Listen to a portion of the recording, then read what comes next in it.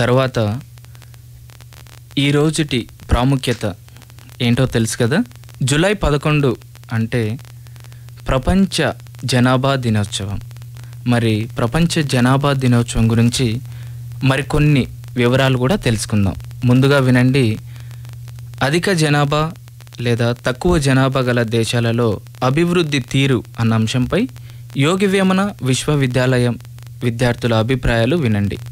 నా పేరు Kiran Kumar, Yogi Vemana university MA economics చదువుతున్నాను. ప్రపంచంలో అత్యధిక జనాభా కలిగిన దేశాలు మొట్టమొదటిగా చైనా దేశం ఉంది, తర్వాత సెకండ్ ప్లేస్ లో వచ్చేసి మన భారతదేశం ఉంది. ఇంకా జనాభా ఉన్నప్పటికీ కూడా భారతదేశం ఇంకా అభివృద్ధి చెందుతున్న దిశలోనే ఉంది. ఇంకా మనకన్నా హై పాపులేషన్ ఉన్నటువంటి చైనాను తీసుకున్నట్టయితే డెవలప్డ్ కంట్రీ, అక్కడున్న సహజ వనరులు రిసోర్సెస్ పుష్కలంగా వినియోగించుకుంటున్నారు. అంతే హార్డ్ వర్క్ గా ఒక దేశం అభివృద్ధి చెందుతుందంటే దానికి మెయిన్ ఇండికేటర్ వచ్చేసి HDI, హ్యూమన్ డెవలప్మెంట్ ఇండెక్స్. దీంట్లో వచ్చేసి first health, education, standard of living చూసుకుంటారు. దీంతో పోల్చుకుంటే మన దేశం ఈ HDIలో చాలా తక్కువగా ఉంది. Infrastructure development, hospitals, education, roads ఇవి ఉన్నాయో అభివృద్ధి చెందిందని చెప్పవచ్చు. మరి మన దేశం గురించి ఆలోచిస్తే మన దేశం ఇంకా ఎందుకు అభివృద్ధి చెందుతూ ఉందంటే ఉన్నటువంటి రిసోర్సెస్ సరిగా వినియోగించకపోవడం, అవేర్నెస్ లేకపోవడం. ఒక దేశం అభివృద్ధి జనాభా ఏ విధంగా చదరపు కిలోమీటర్కి నివసించినటువంటి జనసాంద్రత ఎంత ఉందంటే ప్రజెంట్ గా మన దేశంలో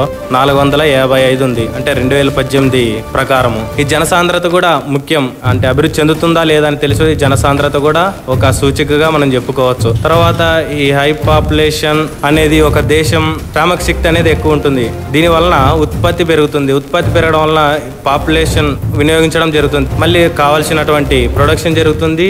ఈ విధంగా దేశం ఆటోమేటిక్గా ఇండస్ట్రియల్ గా ఎదుగుతూ పోతుంది. అధిక జనాభా అనేది అభివృద్ధి చెందుతుంది అనేదానికి గ్యారెంటీగా చెప్పలేము.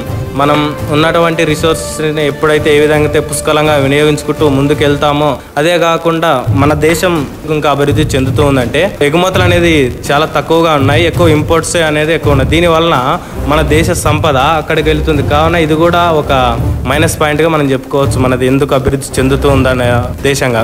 తక్కువ జనాభా ఉన్నటువంటి దేశాల గురించి మాట్లాడుకుంటే ముఖ్యంగా సింగపూర్, జపాన్, బంగ్లాదేశ్, కెనడా ఇవన్నీ తక్కువ జనాభా కలిగిన దేశాలు. ముఖ్యంగా సింగపూర్ తీసుకున్నట్టయితే ప్రతి ఒక్కరు ప్రభుత్వ పాలన కానీ దాని యొక్క విధి అనేది సక్రమంగా ఉంటుంది. ప్రజలకు కూడా దానిపైన అవగాహన, ఎవ్రీథింగ్ ప్రతి ఒక్కటి తెలిసి ప్రభుత్వం చెప్పిన నియమాలని బాధ్యతతో హార్డ్ వర్క్. మనం చూసుకున్నట్టయితే ఒక ఫారెన్ కంట్రీస్లో విద్యార్థుల వరకు వస్తే డే టైం కాలేజీలు వెళ్ళి మిగతా టైంలో వర్కింగ్ చేస్తారు. సో వీళ్ళు పేరెంట్స్ మీద డిపెండ్ అయి ఉండరు, వాళ్ళంతా వాళ్ళు ఇన్కమ్ అనేది వాళ్ళు ఇది చేసుకుంటారు. కావున ఇది కూడా ఒకరి మీద డిపెండ్ కాకుండా మనము ఎప్పుడైతే ఆదాయాలని చేసుకుంటామో అప్పుడే అభివృద్ధి చెందడానికి దోహదపడుతుంది. దేశ రక్షణ చాలా ఇంపార్టెంట్.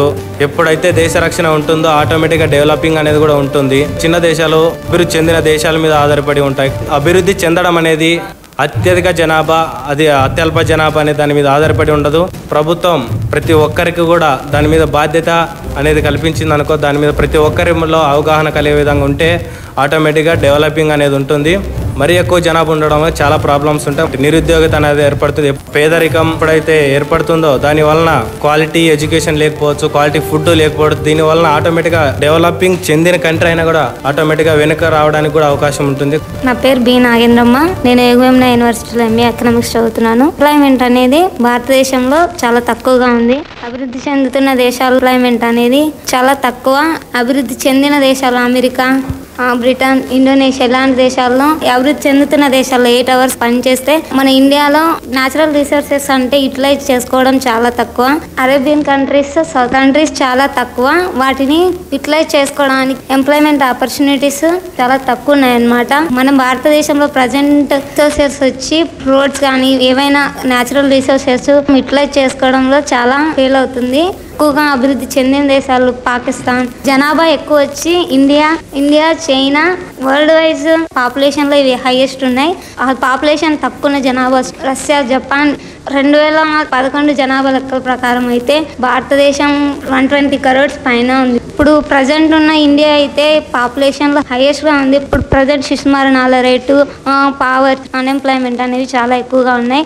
వీటిని తగ్గించుకోవడానికి కొన్ని పాలసీలు ప్రవేశపెట్టి వాటిని యూటిలైజ్ చేసుకోవడానికి ఉపయోగిస్తారు. నా పేరు హరినాథ్ రెడ్డి, నేను యోగివేమన యూనివర్సిటీలో ఎకనామిక్స్ డిపార్ట్మెంట్లో చదువుతున్నాను. మొట్టమొదటిగా అధిక జనాభా అంటే మనకు గుర్తుగా వచ్చేది మొట్టమొదట చైనా దేశం. చైనా యొక్క జనాభా 131 కోట్లు 2011 సెన్సస్ ప్రకారం.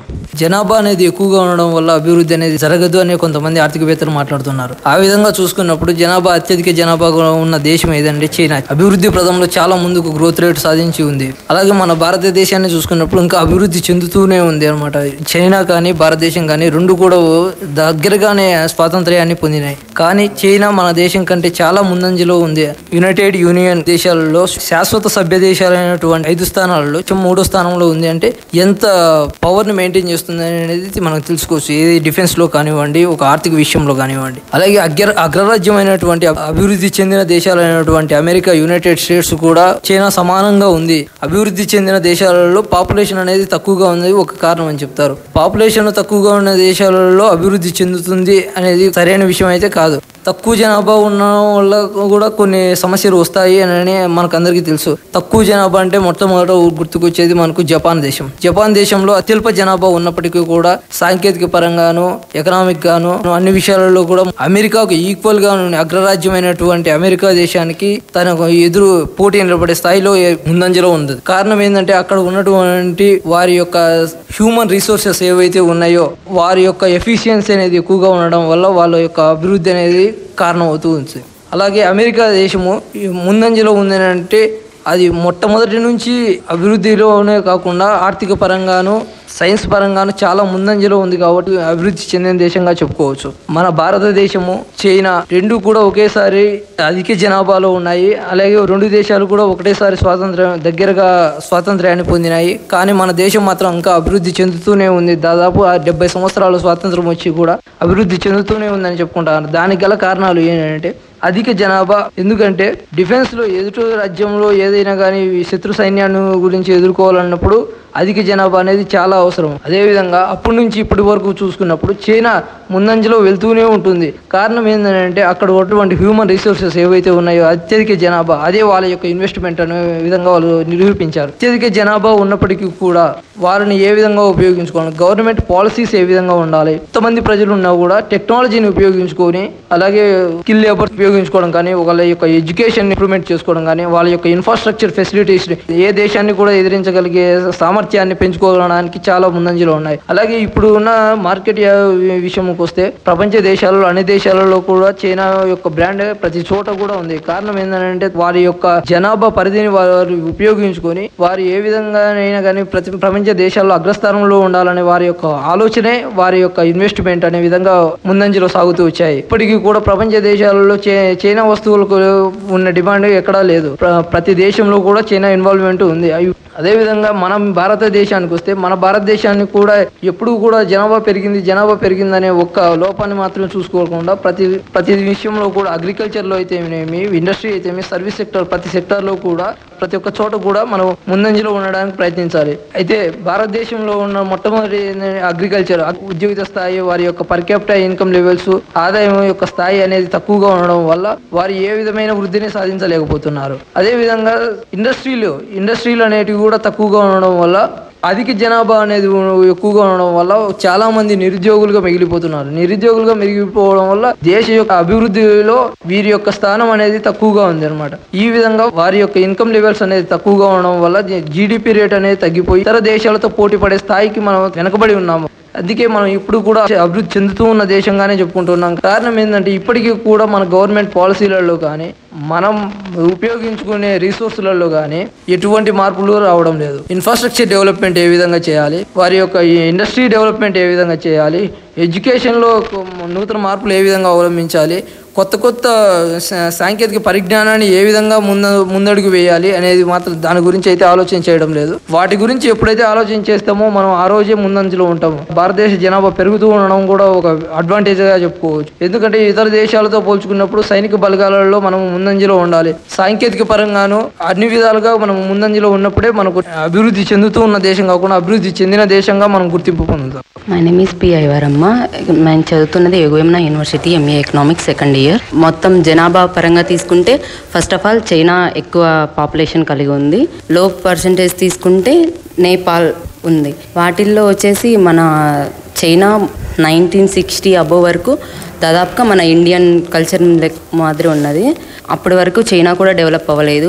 1980s అబోవ్ నుంచి చైనా అభివృద్ధి చెందుతూ వచ్చింది. మన పాపులేషన్ వచ్చేసి ఎక్కువ అయినప్పటికీ మనం టెక్నాలజీ పరంగా ఏం యూజ్ చేయడం లేదు ఎక్కువ. ఈవెన్ అగ్రికల్చర్, ఎడ్యుకేషన్ పరంగా కానీ, హెల్త్ పరంగా కానీ ప్రతి దాంట్లో మనము ఎక్కువ అవగాహన చూపించకపోవడంతో మనం ఎక్కువ వెనకబడుతూనే ఉన్నాం, ఇంకా అభివృద్ధి చెందుతూనే ఉన్నాము. చైనా అయితే ప్రతి ఒక్కటి వాళ్ళ ఆలోచనలన్నీ సక్రమంగా నెరవేర్చుకుంటున్నారు కాబట్టి వాళ్ళు ఫస్ట్ రేంజ్కి వెళ్తున్నారు. ఇప్పుడు హై ప్రొడక్షన్ చేస్తున్నారు. ప్రతి ఒక్కటి చైనా నుండే మనం ప్రోడక్ట్ తీసుకోవడం జరుగుతుంది ఇండియాకి. ఇండియన్ ప్రొడక్ట్స్ అన్నీ ఆల్మోస్ట్ తక్కువనే ఉన్నాయి వాళ్ళకంటే. ఆల్మోస్ట్ ఎక్కువ ఇంకా రష్యా నుంచి, అమెరికా నుంచి మనం ఇంపోర్ట్ చేసుకుంటున్నామే తప్పితే మనము ఎక్స్పోర్ట్ చేయడం లేదు. తర్వాత వచ్చేసి మనం ఓన్లీ మ్యాన్ పవర్ని మాత్రమే ఎక్స్పోర్ట్ చేస్తున్నాము. ఇతర అరబ్ కంట్రీస్ అక్కడల్లా మనం ఓన్లీ మ్యాన్ పవర్ని మాత్రమే ఇంప్రూవ్ చేస్తున్నాము తప్పితే మనకు ఇండస్ట్రియల్ ప్రొడక్షన్ అలాంటివి ఎక్కువ ఉండడం లేదు ఇక్కడ. ఎందుకంటే మనకు ప్రజలకు ఎక్కువ అవగాహన లేకపోవడం ఒకటి, ఇంకొకటి ఎడ్యుకేషన్ పరంగా అవనివ్వండి, ప్రతి ఒక్క దాంట్లో టాలెంట్ అనేది ఎక్కువ చూపించడానికి అవగాహన లేదు వాళ్ళకి. అగ్రికల్చర్ తీసుకున్నప్పటికీ చైనా, రష్యా అక్కడల్లా మొత్తం ఎక్కువ ఎక్విప్మెంట్స్ అనేవి ఎక్కువగా ఉన్నాయి. ఎడ్యుకేషన్ పరంగా తీసుకుంటే అక్కడల్లా ప్రొడక్ట్స్ అవన్నీ తీసుకున్నప్పటికీ మనకు ఎడ్యుకేషన్ పరంగా కూడా చాలా తక్కువనే ఉన్నామని చెప్పుకోవచ్చు. ఇండస్ట్రియల్స్ ఆల్మోస్ట్ మన ఇండియన్ చాలా తక్కువ ఉన్నాయి. ఇంకా రష్యా, అమెరికా సైడ్ అంతా ఎక్కువగా ప్రొడక్ట్ చేస్తున్నారు. ఇంకా జపాన్, నేపాల్ ఎక్కువ జనాభా కలిగినప్పటికీ అది డెవలప్ అవుతూ ఉంది. అయినప్పటికీ వాళ్ళు ఎక్కువ అగ్రికల్చర్ మీద టెక్నాలజీని యూస్ చేయడం వల్ల వాళ్ళు కూడా ఇంప్రూవ్ అవుతున్నారు.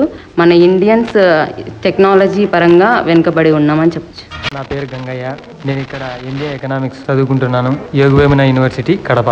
మనం ఇప్పుడు అధిక జనాభా, అత్యల్ప జనాభా గల దేశాల గల అభివృద్ధిని గురించి, ఈ ఆధునిక ప్రపంచ దేశాలు అభివృద్ధి చెందుతున్నాయంటే మొట్టమొదటిగా టెక్నాలజీ అభివృద్ధి చెందడం వల్లనే ఈ జపాన్ కానీ దేశాలు అభివృద్ధి చెందుతున్నాయి. మనం ప్రపంచంలో ఒక 300-400 సంవత్సరాల కిందట చూసుకుంటే టెక్నాలజీ అనేది లేదు.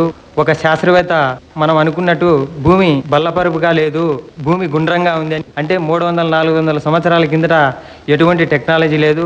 ఈ ఆధునిక ప్రపంచ దేశాలలో అధిక జనాభా కలిగిన దేశాలు అయితేనేమి, తక్కువ జనాభా గల దేశాలు అయితేనేమి అన్ని దేశాలు టెక్నాలజీని బాగా యూజ్ చేసుకుని ఆర్థికంగా అభివృద్ధిని సాధిస్తున్నాయి. ప్రపంచంలో చైనా, భారతదేశం ఇలాంటి దేశాలు అధిక జనాభా కలిగిన దేశాలు అయితే, జపాన్, రష్యా ఇలాంటి దేశాలు తక్కువ జనాభా గల దేశాలు. అధిక జనాభా ఉంటే దేశం అభివృద్ధి చెందదు అనడం కాదు. చైనా దేశాన్ని ఉదాహరణగా తీసుకుంటే అక్కడ ప్రపంచంలో అన్ని దేశాల కంటే అధిక జనాభా చైనా కలిగి ఉన్నప్పటికీ ఈరోజు ప్రపంచ దేశాలలో చైనా అత్యధిక గ్రోత్ రేటును సాధించింది. ఎందుకంటే అక్కడుండే సహజ వనరులను పుష్కలంగా వినియోగించుకోవడం, టెక్నాలజీని అభివృద్ధి చేసి అన్ని రంగాలలో కూడా ఆ టెక్నాలజీని డెవలప్మెంట్ చేయడము, వైద్య రంగంలోనైతేనేమి, విద్యా రంగంలోనైతేనేమి, వ్యవసాయ రంగంలోనైతేనేమి, ట్రాన్స్పోర్టు అన్ని రంగాలలో కూడా ఈ టెక్నాలజీని అభివృద్ధి చేయడం జరిగింది. అందువలనే ఈరోజు చైనా అధిక జనాభా కలిగిన దేశం అయినప్పటికీ ప్రపంచంలోని అన్ని దేశాల కంటే అత్యధిక గ్రోత్ రేటును సాధించింది. జపాన్, అమెరికా, రష్యా ఇలాంటి దేశాలు తక్కువ జనాభా కలిగి ఉన్నప్పటికీ అక్కడ ఎటువంటి న్యాచురల్ రిసోర్స్ లేనప్పటికీ కూడా టెక్నాలజీని బాగా అభివృద్ధి చేసి ఆర్థికంగా అభివృద్ధి చెందిన దేశాలుగా ప్రపంచంలో చలామణి అవుతున్నాయి. జపాన్ను గమనిస్తే అక్కడ తక్కువ జనాభా ఉన్నప్పటికీ ఎటువంటి న్యాచురల్ రిసోర్సెస్ లేనప్పటికీ ఆ టెక్నాలజీని అభివృద్ధి చేసి ఈరోజు జపాన్ దేశం ఆర్థికంగా అభివృద్ధి చెందింది. మన భారతదేశాన్ని గమనిస్తే ప్రపంచంలో అన్ని దేశాల కంటే జనాభాలో 2వ స్థానం. 2011 జనాభా లెక్కల ప్రకారం చూసుకుంటే 121 కోటి. ఈరోజు రీసెంట్ సర్వే ప్రకారం మన భారతదేశంలో 130 కోట్ల జనాభా ఉన్నట్టు కేంద్ర గణాంకాల శాఖ అంచనా వేసింది. అధిక జనాభా పెరగడం వల్ల ఆ జనాభాకు తగ్గట్టుగా ఉద్యోగ అవకాశాలు కల్పించలేకపోతున్నాయి. అందువల్ల ఈ నిరుద్యోగిత అనేది పెరిగిపోతుంది. ఈ నిరుద్యోగిత పెరగడం వల్ల పేదరికం అనేది కూడా పెరుగుతుంది. పేదరికం పెరగడం వల్ల దేశం కూడా ఆర్థికంగా అభివృద్ధి సాధించలేకపోతుంది. భారతదేశం వ్యవసాయ దేశం అని చెప్పుకున్నప్పటికీ మనం ఇతర దేశాల నుంచి ఆహార ధాన్యాలను ఉత్పత్తి చేసుకుంటున్నాం. ఈ జనాభాకు తగ్గట్టుగా పరిశ్రమలు అనేటివి ఏర్పడడం లేదు. భారతదేశం పూర్తిగా మానవ వనరుల మీద ఆధారపడే ప్రజలు జీవిస్తున్నారు. మన భారతదేశం అతిపెద్ద దేశం కాబట్టి, అధిక జనాభా కలిగి ఉన్న దేశం కాబట్టి భారీ పరిశ్రమలనే కాకుండా చిన్న తరహా పరిశ్రమలు కూడా అభివృద్ధి చేసుకున్నప్పుడే నిరుద్యోగాన్ని మనం తగ్గించవచ్చు. ప్రపంచ దేశాలలో 30% మంది పేదవాళ్ళు భారతదేశంలో ఉండాలంటే ఆ దేశం ఏ విధంగా అభివృద్ధి చెందుతున్నట్టో ఒకసారి మనం అందరం గమనించాలి. జపాను, ఇండోనేషియా, రష్యా ఇలాంటి అభివృద్ధి చెందిన దేశాలలో అయితే అమెరికా లాంటి దేశాలలో ప్రభుత్వము ప్రజలు ఇద్దరు సమన్వయంతో కలిసి టెక్నాలజీని అభివృద్ధి చేసుకొని అన్ని రంగాలను అభివృద్ధి చేసుకుంటూ ఈరోజు ఆర్థికంగా ఎదుగుతున్నాయి. కానీ భారతదేశం ఆర్థికంగా ఎదిగిపోవడానికి కారణం ఈ అవినీతి అనేది ఎక్కువ కావడం వల్ల అభివృద్ధి సాధించలేకపోతుంది. నా పేరు జి సురేంద్ర. వైవి యూనివర్సిటీలో ఎంఏ ఎకనామిక్స్ సెకండ్ ఇయర్ చదువుతున్నాను. ఈరోజు ప్రపంచ జనాభా దినోత్సవ సందర్భంగా అభివృద్ధి చెందిన దేశాలు, అభివృద్ధి చెందుతున్న దేశాలు, అధిక జనాభా, అత్యల్ప జనాభా. అభివృద్ధి చెందిన దేశాలంటే మొదటిగా మనకు గుర్తొచ్చే దేశం చైనా. ఎక్కువ పాపులేషన్ కలిగి ఉంది అభివృద్ధి చెందిన దేశం. ఎందుకంటే అక్కడ ఎడ్యుకేషన్ కానివ్వండి, ఆరోగ్యం కానివ్వండి, ఎంప్లాయ్మెంట్, ఇండస్ట్రియల్స్. ఇండియా ఇప్పుడు దేశంలో 2వ స్థానం పాపులేషన్. 2011 జనాభా లెక్కల ప్రకారం 121 కోట్లుగా చెప్పుకోవచ్చు. ఇప్పుడు ప్రజెంట్ 136 కోట్లుగా చెప్పుకోవచ్చు. కానీ ఎప్పటికీ మన దేశం అభివృద్ధి చెందుతున్న దేశం అనే చెప్తారు. దానికి కారణం నిరుద్యోగత ఎక్కువ అవడం, ఎంప్లాయ్మెంట్ లేకపోవడం, పేదరికం ఎక్కువగా ఉండడం, ఫ్యామిలీ ప్లానింగ్ లేకపోవడం, కరప్షన్ ఎక్కువగా అవడం, ఇలాంటి కారణాలు ఎన్నో చెప్పుకోవచ్చు. అభివృద్ధి చెందిన దేశాల్లో రూల్స్ అనేటివి పర్ఫెక్ట్గా ఉంటాయి. సిస్టమ్ అంతా కరెక్ట్గా వర్క్ చేస్తుంది కాబట్టి అభివృద్ధిలో ఎప్పుడు ముందే ఉంటుంది. హార్డ్ వర్కింగ్ ఎక్కువ ఉంటుంది. నా పేరు ఏ వినోద్ కుమార్ నాయక్. కడప యోగ వేమన యూనివర్సిటీలో ఎంఏ ఎకానమీ చదువుతున్నాను. ప్రపంచ దేశాలలో 2 విధాలుగా చెప్పవచ్చు అనమాట.